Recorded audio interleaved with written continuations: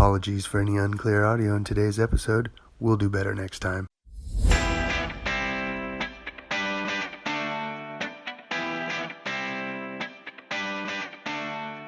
This is the Ecwid Ecommerce Show with your host, Jesse Ness, along with Richard Otey.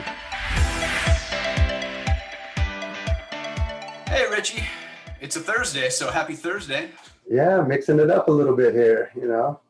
Yeah. Thinking people are too attached to Fridays only, but who knows? We'll probably still release on a Friday. We'll try to keep the cadence going. We'll release it on a Friday.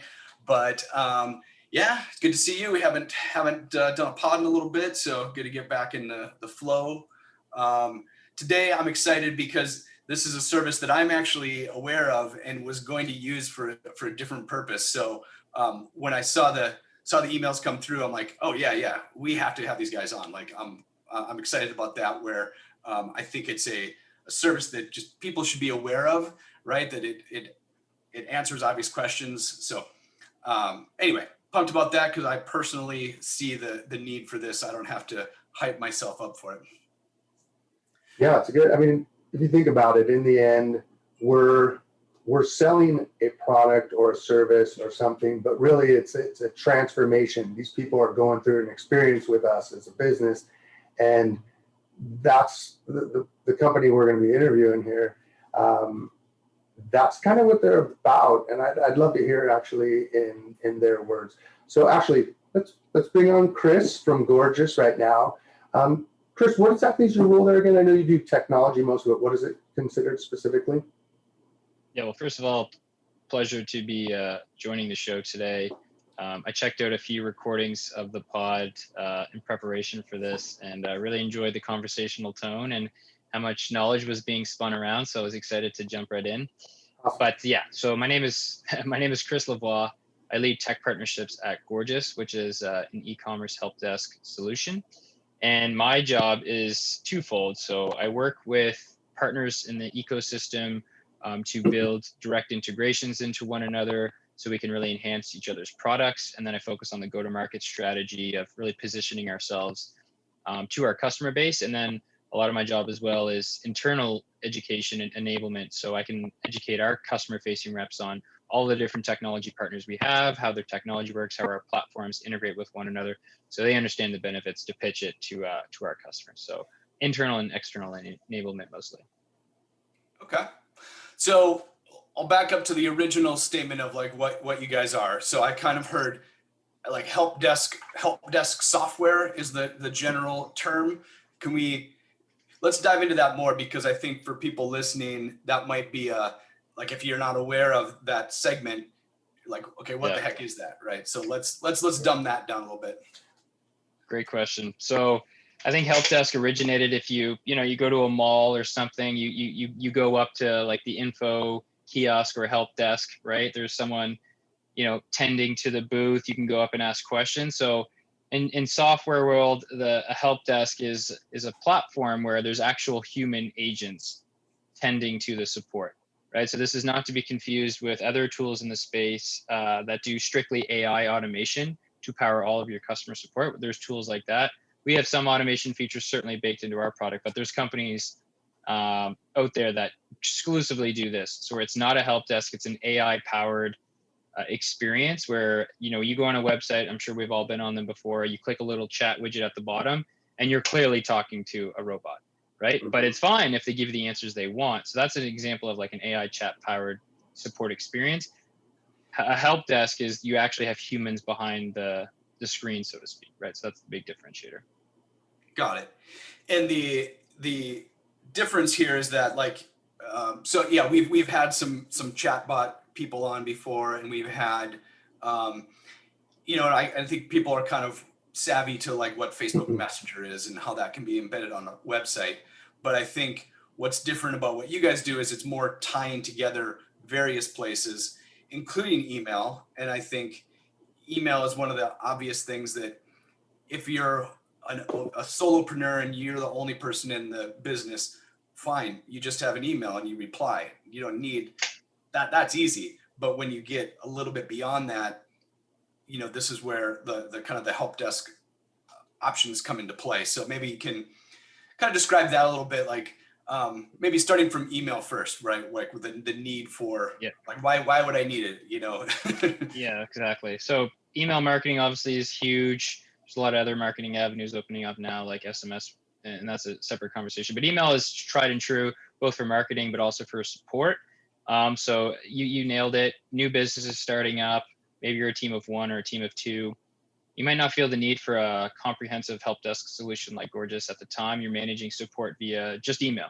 You have a support, at email address that all of your traffic is being funneled into. You can manage that, which is fine. But at some point, you're going to grow, hopefully, and you're going to start to experience the pain. You can't keep up with all of the inquiries. You're inevitably going to not respond, period. You're just going to miss emails like we miss emails. Or you're going to respond inaccurately. You're going to be rushing the responses you're doing, right? So that's just not a scalable way. It's totally fine for people to doing it in the beginning. Like, for instance, I live in Toronto. There's a local business here that sells gym weights for home gyms. And this is clearly a person of one. And so I'm emailing this person back and forth.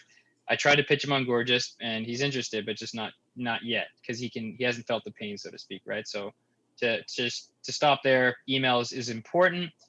It's fine managing it without a help desk tool like Gorgeous in the beginning, but eventually you will definitely feel the pain, and you just realize you can't do that in a manual fashion any longer.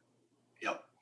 And I think the pains for people that are, like if you have an email set up, help or sales at your domain, right? It's fine if you're the one person that does it, but when you have multiple people, you need this software to control, oh, somebody else answered this, I can ignore this, or here's what they said, and this is why this customer is now calling and yelling at me, and I don't know why they're yelling at me, and so I think from that alone, just managing email responses makes a lot of sense. Talk about the other channels that Gorgeous ties together beyond email, which is for sure. basics. Yeah, for sure. So another way we describe ourselves is it's not just an e-commerce help desk, but an omni-channel e-commerce help desk. Omni-channel is a buzzword in the industry, as I'm sure you gentlemen are quite familiar with. And the power of that is now we know as consumers, we just expect brands to be everywhere, like where we like to be. So social media, for instance, if I comment on a brand's post, right, or I'm liking their ads, for instance, or liking their post, we know that they're going to capture that data. They're going to leverage it in marketing. You're going to start seeing it more and more and more. So it's important that as a help desk that we're connected to all the places that your consumer could be. So whether or not you're messaging in via email, live chat, which we have, SMS, for instance, right? So say you send out a beautiful marketing campaign from one of the marketing SMS tools in the space, and there's many of those. Gorgeous can take over the conversation if you reply. So an easy example is, say, Jesse, you get hit up on your phone with a marketing promo, and you have a question about that, right? Well, for most SMS marketing campaigns, it's a one-way thing, right? You either convert that sale on that first message or bust, right? But now we unlock two-way messaging, because if you reply to that message and you say, hey, you know what, I'm actually kind of interested. Do you have this in a different size or, a different color, right? Normally that message you would send would just fall into a black hole, right? But now Gorgeous takes over that conversation. You don't know that there's two tech vendors involved. We take over that conversation. A support agent has all of your information and they can leverage that, right? So we're picking up the conversation. Similar thing for social media, Instagram DMs, Facebook Messenger, etc. If you message a brand, we're going to pick that up and be able to carry on the conversation. Got it. So, I mean, yeah, to me, that's the important thing, is that, a customer comes in, they come in from multiple different angles, right? And, they expect a lot, sometimes a little too much, but that's deal with it, right? Like, and this seems like one way to deal with it. So somebody's, so what if they comment on like Facebook posts and Instagram posts, or does that get sent into a system?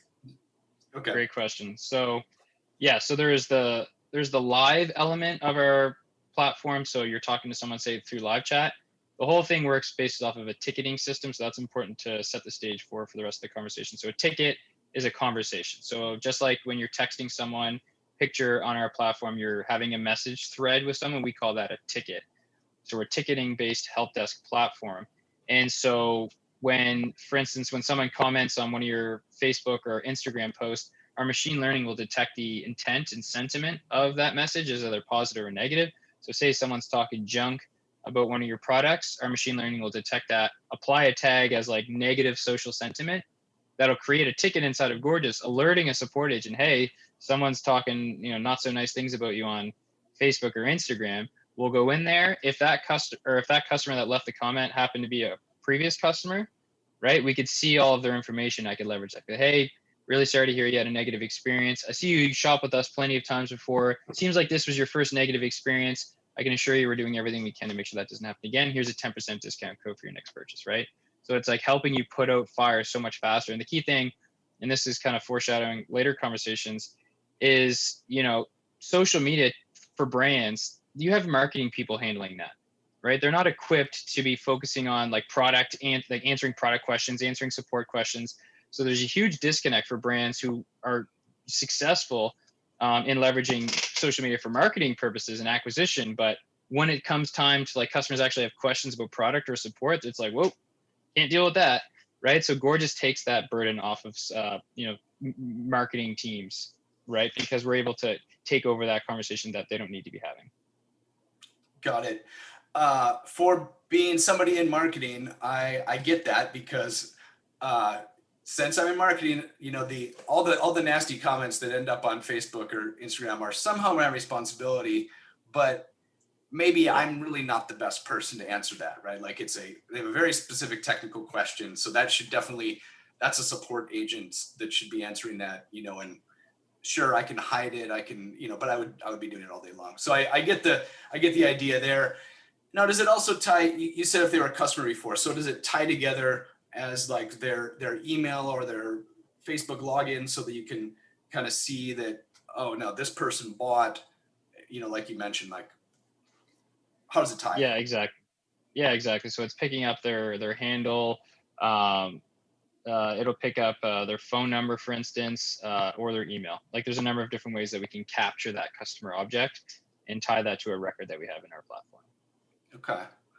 Yeah, I love it. Especially if somebody comes in with, they respond to an email, hey, I have a problem. And then they're pinging you on social media, like, these guys are horrible, they didn't answer. And then all of a sudden you're getting texts. Like they could come from multiple different angles. And ultimately, if you just answer them quickly, they'd probably just be handled, right? Like, yeah, the quickest part is key. And so on that regard, we have a lot of metrics that we track in our data and reporting dashboard. So on the support metric side, some key ones are first response time. So this measures how fast a brand is able to respond to a ticket that comes in. So it could be just as simple as, hey, like we've received your inquiry, just to let you know, we're going to have an agent answer this as fast as possible, right? Not, it's not, you're not solving the problem, obviously, but you're at least acknowledging my existence. So that's first response time. That's important. But even more importantly is resolution time. So how long does it actually take to solve and close the ticket?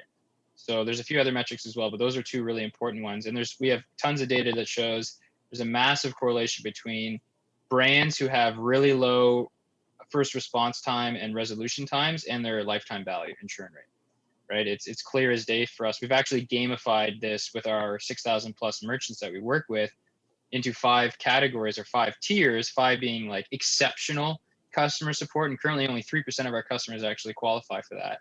And so those are the ones who are doing, less than 10 minutes for resolution time or first response time, the Amazons of the world, right? Everybody's trying to compete with Amazon. One thing that they definitely do is they answer your questions lightning quick, right? And so we know that, and we're trying to get to that level as well. And so that's the approach, is how can we drive our product roadmap and unlock new features to make it really easy for brands to answer quickly. And the last data point I'll throw at you, just since it's top of mind, is that we have data that shows when you respond to a pre-sale chat via SMS or live chat in under 10 minutes, conversion rates go from 2 to 7%, which is like industry standard, up to like 28 to 30%, right? And this is born from the fact that when people actually message into your brand before they make a purchase, they're not messaging you for, I was going to swear, S and giggles, right? They're messaging you with the intent to purchase. 75% of the time, actually, they're looking to make a purchase if they message you. whether it's like they respond to an SMS campaign or they message in via live chat. So you have to respond fast or they're gone. You know, more than 10 minutes. I'm not staying on a website for more than 10 minutes, right? So it's the response time is so critical, and that really powers most of our roadmap decision making. Okay. I know I just dropped a lot of data. They're great points. You really kind of what I alluded to at the very beginning when I was saying that we're taking them through this experience. There's something to be said in the data that shows it's almost, actually not almost, you do get a better lifetime value of someone who had a problem but you fixed it good and quick than if they never had a bad experience. So it's not like you wish a bad experience on anybody, obviously, but it's, hey, things are going to happen, get to it, have this one place where we don't know, like Jesse likes email a lot. I like SMS more, right? This almost in real life communication, if we were like, all right, well, here's the way we do it. You can do it your way, I can do it my way, and we all can still talk, right? I know but it's just meeting people where they're at is what it sounds like you guys are doing. Exactly right. And to take, you're right. People want to communicate in different ways. And a third option that we didn't mention is self-serve, right? And that's actually really timely because we have that capability as well. So imagine you're a consumer, you go on our website, we have a little widget that pops up for self-serve. You can put in your email, order ID, it'll pull up all of your recent orders, and you can basically take charge for yourself. You don't actually have to talk to a support agent or email anyone. You can just put in your order ID. It'll show all your recent orders. You can hit track. It'll show you the latest shipping and delivery information. If you want a refund or return, you can do that as well. And if you need be, you can escalate it seamlessly to a live agent, right? So it's kind of like in-store experience. Like sometimes you want to chat with a sales agent a sales representative to kind of get some questions. But a lot of people are shy, like brick and mortar style. Like you're going into a store, you don't want to talk to anybody, right? So the equivalent of that is like this self-serve portal that we offer through Gorgeous. So meeting everybody where they're at. I like how you put that. Got it. So the self-service, is that sort of similar to a chat bot that we might be aware of, or is it kind of like you try to guide people into, please give me your email or your order numbers so you can control the conversation a little bit more? How does that work? Yeah, so it's a good question. So it's definitely distinct from any AI chat. There's not really we're not like having a live conversation, so to speak. It's just simply they're just getting information to questions that they always ask. So for instance, we have a ton of data that shows roughly 1/3 of all customer inquiries that brands face in the e-commerce space are related to where's my order or Wizmo, right? So that takes up, that'll fill your inbox as a larger brand, right? And if you don't respond, people get a little bit upset, right? Even if there's not a major issue, which where's my order is not a major issue until it doesn't show up. So that's 33% of your inbox that's being filled up by customers. And so you need to answer those as fast as possible. So the way we do that is we wipe that out with our automation rules, which basically means every time someone messages you, where's my order, we automatically populate all of the data points for them in a pre-populated message, and it just sends without any agent being involved. The self-serve is a step forward where it's like, I can go on, I can just put in my email and order ID. I see all the orders there. I hit track, and then it just, boom, in real time, shows me the most recent update for that specific order. So it's not a conversation. It's just you're getting answers to questions that you were going to waste a brand's time asking them, and they would have to email you or live chat you. So that's that. And as I said, if you have an issue that you can't solve via our self-serve, you just hit start conversation, and then boom, a live agent will show up. Gotcha.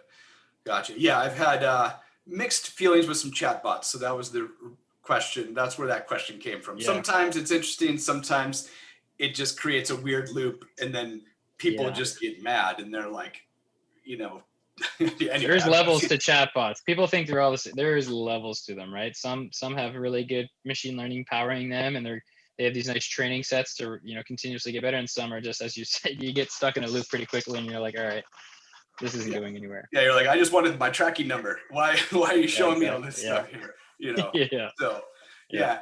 Okay. And now, what does it look like for the merchant, right? So, I have requests coming in right now. Where do I see them? Like, how does the merchant or the customer service reps, how are they notified that they need to do something? Right. So yeah, so we have a beautiful platform dashboard that support agents for a brand would use. You know, a lot of brands we work with also have social media people as well sometimes on there, just so they can see all these conversations flowing in. Actually, a few of our brands, they do like 150,000 Instagram DMs a month, and they have teams of five just managing Instagram DMs. Like that's literally their job all day long, which is pretty crazy. So to answer your question, we have a dashboard.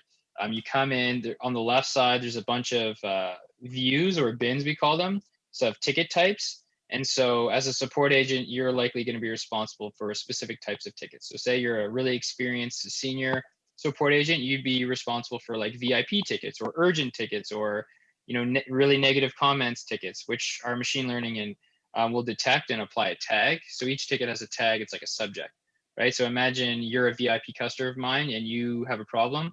I see that you spent a lot of money with our store. I'll tag your ticket as VIP.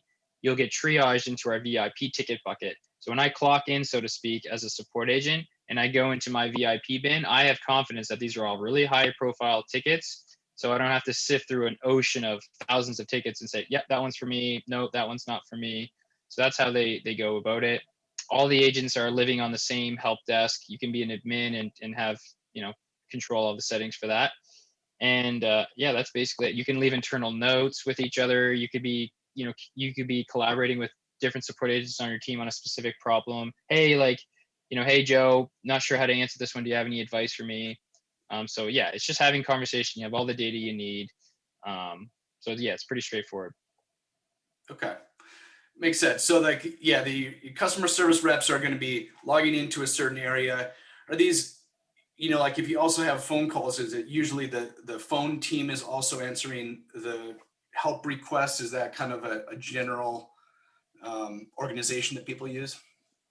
Yes, it's a great question. So we actually just launched native phone this month, actually a couple of weeks ago. Before we integrate, and we still do, we integrate with a few other phone providers in the space like AirCall and a few others as well. And so it's really popular. Not every brand is using phone. You know, especially like modern e-com brands, they're not necessarily adopting it as much. But we have a large portion of customers using phone on a regular basis. So how that works is, as a support agent, you'll see an incoming call. And then you'll see all the data and information about that customer while the phone is ringing. So the moment I basically pick up the phone, I know all the information that I need to know about you, and I can just get that started right away. The conversation won't be logged as a ticket inside of Gorgeous, so you're not going to lose track of that. And you can easily pass it off to another person, right? So say I answer the phone as a support agent, I realize it's not for me. It's very seamless to just pass that off to the appropriate support agent on your team. Okay. Awesome. I think you'd mentioned email as well. So like, you know, is there a, you know, somebody calls in, hey, I saw you sent out a, you know, promo the other day. What's the coupon code or whatever? Is that, just trying to think of common use cases, right? Like where, do the email marketing platforms tie into it as well? Yeah, exactly. Yeah, so we integrate with a lot of ESP providers for sure, like the Klaviyo's of the world. And so the example you gave is good. Someone calls in, hey, how do I redeem that coupon code? I lost it, right? Well, because if that is an existing customer, we'll have that record. We could easily just go search up that customer and we could see all the correspondence that we've had. I see, okay, yep, they're subscribed to this this newsletter or whatever. Here's the coupon code, and I could just drop it to them in the chat, right? Like inside of Gorgeous. So I could be talking to them, I could see it, and then I could just drop the link in the chat in real time. So that's super simple. Okay. I imagine you can also mark it as like, this customer is very difficult. Like be on your guard for this one, right? Or so you can add tags and notes to your customers, which our brands do all the time. Like this is a big time spender, you know, well above average AOV and LTV. You can also say this person spends a lot, but they also complain a lot. So like you got to really be careful with them. You can add notes and tags to customers however you'd like. Yeah, which is really helpful, especially for smaller brands where you don't have thousands and thousands of customers yet. So yeah, that's really helpful. Yeah. Okay. And did you say, I thought I heard it, but did you say you could pass off a ticket and or collaborate on the same ticket? So two people or more could be in on that same ticket as well. So trying to just resolve something instead of playing a game of telephone with multiple people at a company. Let's just pull those people in and solve it real quick. Oh, that's cool. Yeah, exactly. So as I said, you can leave internal notes. So like on a ticket, you could just be typing, you could reply, that's normal, but you could just leave an internal note. So I could say, hey, Rich, really having a tough time with this. I'm not really sure what they're asking me. Do you have any context here? You could just jump right into that ticket. You'd be tagged in it so you could see it. And then you would leave me an internal note, be like, yeah, we've seen this one before. Here's how you can go about responding to that. So it's super easy to collaborate across teams. And then one other thing, just these are more clarification, because I was like, wow, I already thought it was cool. This is even better. You said DMs for Facebook Messenger and Instagram. What about the comments? Can you actually comment? Like, you're going for bonus whipped cream cherry stuff now. Yeah, you can. Really, in the actual, like, they make a comment on Facebook and you can reply to that too? Yeah, absolutely. That's absolutely. So you could comment on my post and be like, oh, I love this brand. I love these products. That would be detected by our machine learning as a positive social sentiment. I see that as a ticket. I could respond and say, thanks so much for sharing the love. Here's a 15% discount code for your next purchase. And that would just show up right in the post. You can also do things like reply to, we integrate with a lot of reviews and rewards type, apps out there in the ecosystem. And so you could reply to reviews as well. Say someone's like leaving a really negative review or a really positive review. We'd see that also created as a ticket. By replying to that inside of Gorgias, you're actually going to reply to that review wherever it's hosted. So that's another cool use case as well.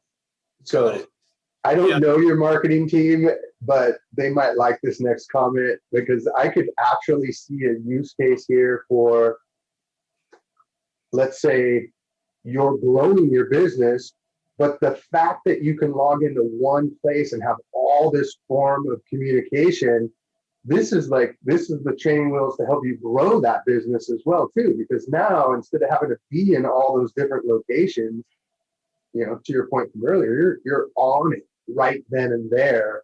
And so, it's literally going to help you grow your business to get to the place where then hopefully they have that good problem, like a team of 5 answering the DMs or whatever the Instagram one you were talking. Like, that's crazy, but that's cool.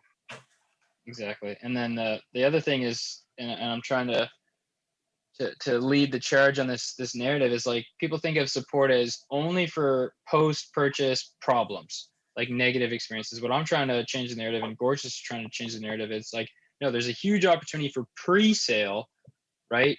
So, questions and stuff like that, right? So I told you earlier, if you answer a question in under 10 minutes that comes in from a live chat, SMS, email, whatever, in under 10 minutes, your conversion rates go up by 4 to 5x, right? So that's not post-purchase. That's nothing to do with a problem that a customer had. That's literally, they have a question, right? That your support team is the perfect person to answer, because they, our support team at Gorgeous that deals with our merchants, they know our product better than anybody, right? Along with the product and engineering team, right? So your support team for any brand that's listening, they know your product so well. So don't just rely on them for post-purchase problem solving. It's also a great opportunity to leverage them for pre-sale question answering, right? So that's it's not a mistake. It's just an opportunity I don't think brands really fully realize. And so that's what we're trying to shift the narrative towards. Yeah, it's a great point. It's a great point. They're trying to answer a question, right? If you get 100 people to come, and what do you say, 2 to 7%, and there's some people maybe 1%, but that means there's 93 to 99% of the people that might have just a question answered might have got them to buy. Exactly. Yeah, and usually the questions, I've seen a lot of pre-sales chat questions, and sometimes they're not always the smartest ones. You're like, yeah, it's on the website, go look at the website. But you could also just answer the question and get the sale too. Like, just do you ship in the US? Well, yeah, of course they do, right? But just answer the question and get the sale and quit complaining, I guess, would be the answer. We as consumers are spoiled in the modern age of technology, where we expect super frictionless experiences as we're shopping. We know as consumers, you're shopping on a brand that you're not super loyal to. Maybe it's your first time on their website or whatever. If you start encountering these glitches or hiccups or slow, page load, or a crappy check or whatever, you're gone. Like you're just, unless you've had shopped with them before and you love their products so much, you're just gone. Right. And so to your point, it's like not answering questions like that. Like it's just a missed opportunity, right? You have to remove all barriers and all frictions. Right. So you definitely can't take shortcuts. Yep. And now where I picture this, so for people that are thinking that are like, I get it, but like I already answered the phone, or I already answer this. I mean, the reality is once you kind of get going, you're supposed, if you didn't have this system, and I know because I don't have a system like this, you have to have email open. So you answer the email. You got to have whatever your phone system is, so you're ready to answer the phone. And then you got to have Facebook and Instagram for all the comments, some of which are not that nice, and you don't want to let them sit there for, weeks on end. And then, if you have SMS, you have to answer that. Like there's stuff coming at you from all angles. And yes, you could log into all these different systems and have tabs open, and, it's a pretty frustrating situation. So just for people that are like, thinking about it, like as you get going, you're going to have all these different areas where you're supposed to be monitoring it. Yeah. This is like the one dashboard for that. Yeah. And you've in a lot of brands, this is part of the big reason they'll come to us is like the tabs. Like they hate having so many tabs open and things are working in like disparate fashions. So that's why the omni-channel thing is so critical, right? You have to have all of these channels that your customers are going to interact with you on integrated into the same platform. So yeah, I mean, that's one of the most fundamental and important pieces to our entire product. Yeah. Yeah. And so we do a lot of marketing. We talk about marketing a lot on this podcast, and we talk about, all the different social media options. Well, every time you add another social media option, there's going to be comments coming back in, right? And if it's not the one you normally use, well, there's comments that are sitting there, right? So, if you just advertise on Facebook and Instagram, great, you got one dashboard. But what about the Google reviews? What about something on Twitter, something on TikTok? Like all these things are they're all coming in, and you're supposed to answer them. So how? Gorgeous is the answer. But no, I understand, and that's like one of the biggest pain points. Like if you were to ask me, like, what are the 3 reasons that brands turn to using Gorgeous? The obvious one is like they are small, they're just starting, and they're finally feeling the pain of managing support through email. That's obvious. But another one is social moderation and keeping up with social across all the channels. That's by far one of the biggest reasons that we note customers wanting to come to us and say, hey, look, I can't manage all of these conversations. Like we have such a good social media presence. That's a good problem to have, right? But they're not keeping up, right? With all of these questions, right? So yeah, that's definitely one of the biggest reasons people come to us. Yeah, I've seen some because I manage advertising. You'll have an ad campaign that works great for weeks, months. Everything's fine. You look at the number, you're like, all right, great.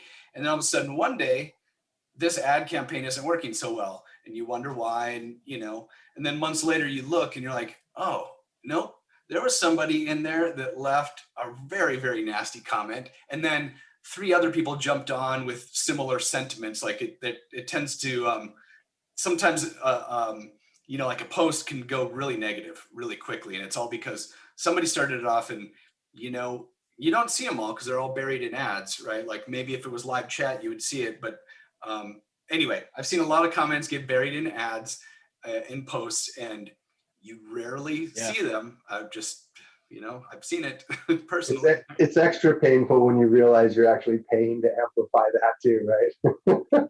Yeah, exactly. Yeah. You have to put out the fire, but you're actually putting a hole in your bank account while you're doing it. Yeah, I get that.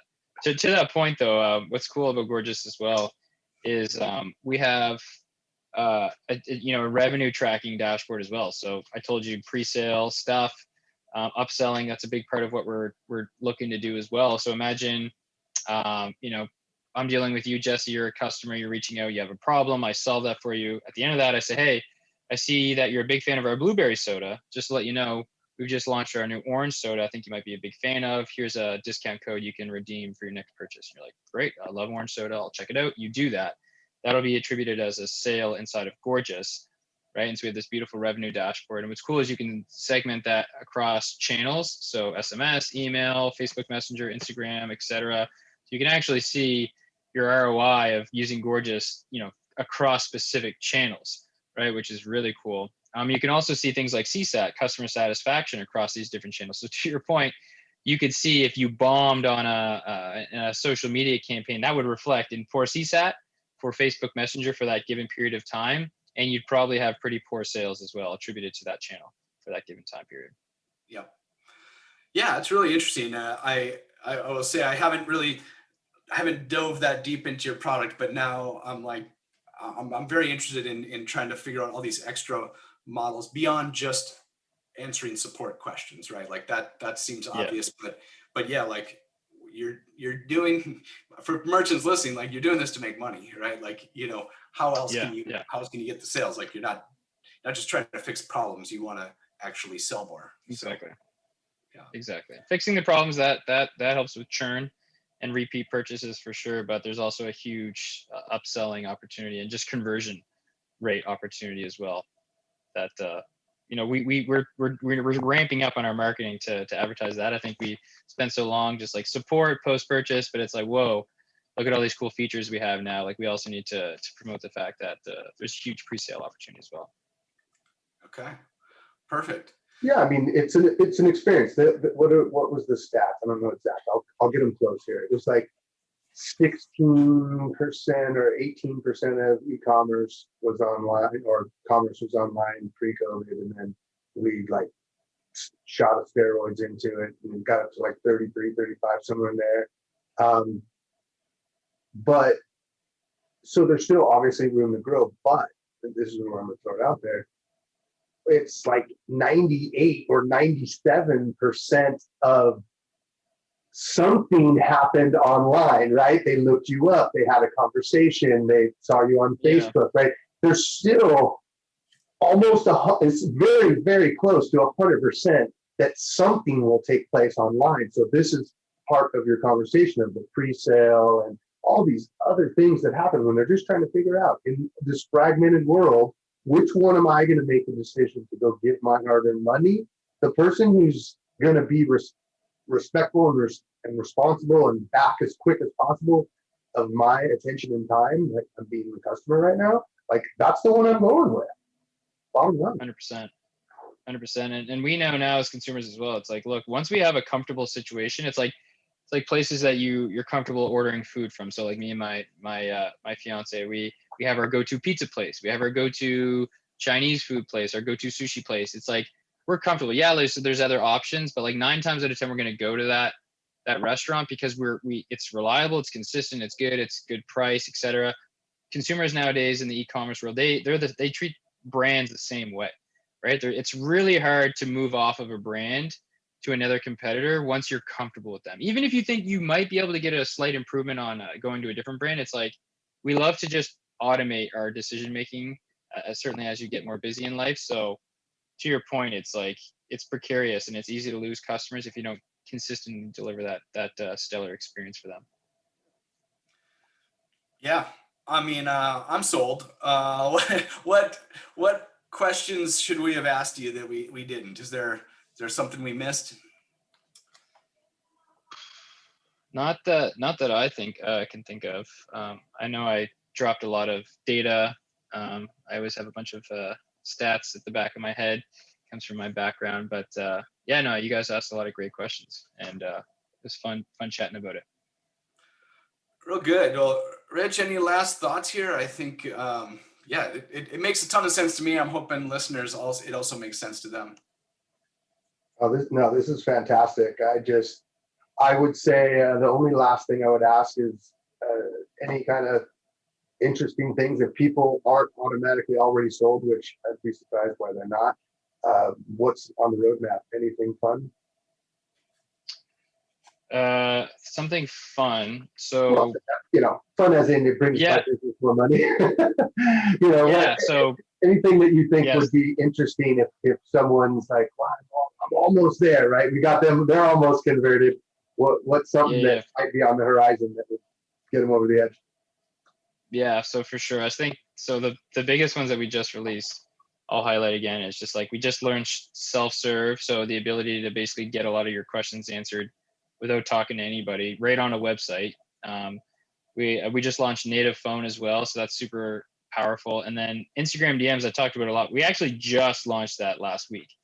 Before that, we had Facebook Messenger. We didn't have Instagram DMs. If you ever work with Facebook, getting access to the API and then getting through like the beta rollout phase is quite challenging and time consuming. So Instagram DMs now is generally available. So that was those are some big ones. But yeah, in terms of cool things that are coming down the pipeline, just way more features and tools to make it easier to drive pre-sales conversions, right? So the support stuff, we've nailed that. We're obviously improving it as well, but it's really, let's shift our focus towards more pre-sale conversions and upselling opportunities. And so, yeah, there's a lot of cool stuff coming down the pipeline for that. Yeah, that's cool. Yeah, definitely awesome. You were kind of already on my radar previously, but now getting a chance to talk with you and learn more, like it's definitely top of mind. And I think definitely something for, for people that there's a point where you're going to start struggling with all the incoming questions and like you're going to want to take it up to the next level. So I think this is a perfect fit for people that are kind of along the e-commerce journey. Like there's a point where this is going to save a ton of problems for you. So yeah, excited. Yeah, and then the last thing I'll highlight that I didn't mention is we're completely ticket volume pricing model, right? So some other help desk in the space, they work off of like an agent count. So they just charge per head count. If you have 100 employees on your support team or 10, you're going to pay depending on that. So you can have unlimited users seats in our help desk. It's just charging per ticket volume. So, if you're a large business or a small business, you're going to only pay for the volume you use. And that's especially cool, for brands who are seasonal dependent, right? So imagine you're a snowboard company or you're a swimwear company, right? You're going to have huge volumes for a few months of the year and then a lot of down months, right? So you're only going to pay for your usage essentially.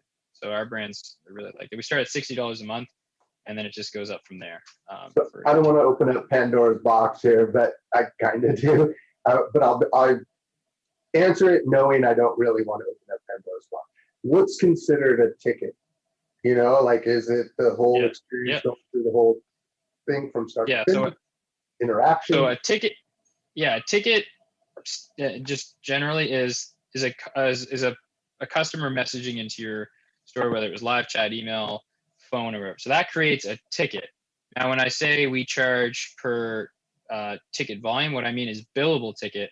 So it's only considered a billable ticket if you actually respond at least once, right? So sometimes there's just sometimes just noise comes in, like tickets pop up and it's not even a coherent message. There's really no action to be taken, or it's doesn't seem pressing at all to answer.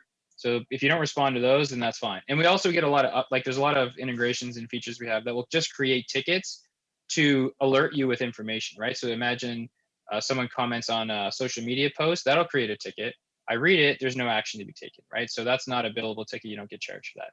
But if there's an issue or I need to actually respond to you and have a conversation with you, then that is deemed a billable ticket. Yeah, well, I like that. That gives you the flexibility to decide where you want to put your effort and energy. And if that person doesn't want to put it into replying to that particular thing and save some money, hey, they might have got a sale, they might not. But it just gives them the autonomy to do whatever they want to do for the business. I like that. Exactly. And some of our brands, a lot of them, they have complex products, some of them, right? It's not all just fashion and apparel. Like some of them sell pretty, high-end tech or hardware products. So they actually need to have larger support teams than they otherwise would, right? But you don't want to have to pay for all these support agents. You just want to be able to pay for the volume, right? So they have maybe low volume, but a higher support agent because they need experts on their staff to be able to answer these complex questions. Yeah, it seems fair. I mean, because you don't want to, if it's just an Instagram comment, like it's just the heart. You're like, oh, I don't want to pay for that, right? Like, but I get it. If there's a nasty comment that you need to respond to kind of cool it down, like, okay, fair enough, then we pay for that, right? Like it seems reasonable to me. So I think that's a big part in earning trust from customers as well. So yeah, for sure. Cool. Well, Rich, any last questions? No, nope. I would just say thank you so much for your time, Chris. It was awesome to learn more about Gorgeous. I'll definitely be diving more into it here. I'm gonna look at that some videos and check out that dashboard. But actually, quite talk to you about it too. But just appreciate your time. Definitely look forward to this. I think this is potentially very helpful for a lot of Ecwid users out there. Awesome. Yeah, well, yeah, Chris, thanks for being on the show. For all the customers out there, it's gorgeous, GORGIAS.com. Get out there and make it happen.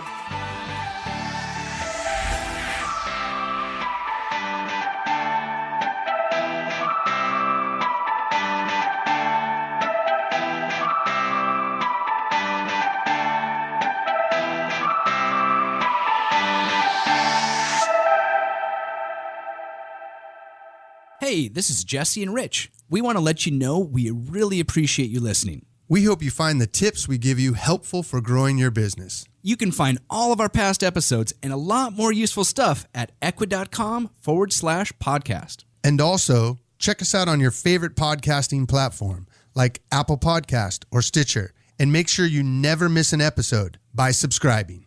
Be sure to let us know what you think by rating and reviewing so we can serve you better. So subscribe on your favorite platform. And come join our community, check out the transcripts, or tell us why you would be a great guest at ecwid.com/podcast.